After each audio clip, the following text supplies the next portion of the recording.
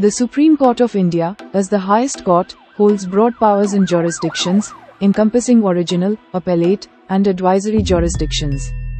Its original jurisdiction is primarily focused on disputes between the central government and state governments, or between different state governments.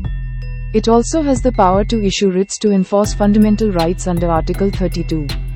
Additionally, the Supreme Court has appellate jurisdiction over decisions of high courts and other courts, tribunals.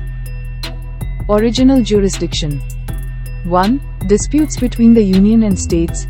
The Supreme Court has exclusive original jurisdiction to hear disputes between the central government and one or more states, or between different states.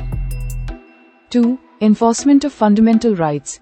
Under Article 32, the Supreme Court has original jurisdiction to enforce fundamental rights of citizens, issuing writs like habeas corpus, mandamus, etc.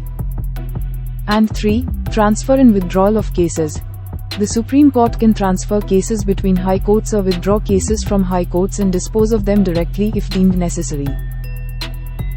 Appellate jurisdiction. Appeals from high courts. The Supreme Court hears appeals against judgments and orders of high courts and other courts, tribunals, including in criminal cases.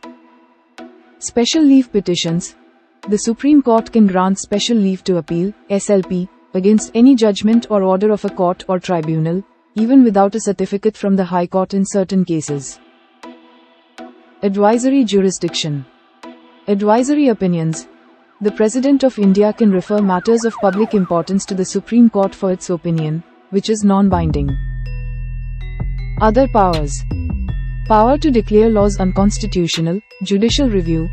The Supreme Court has the power to review the constitutionality of laws and government actions, declaring them void if they violate the Constitution.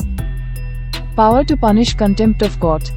The Supreme Court can punish individuals for contempt of court under Article 129.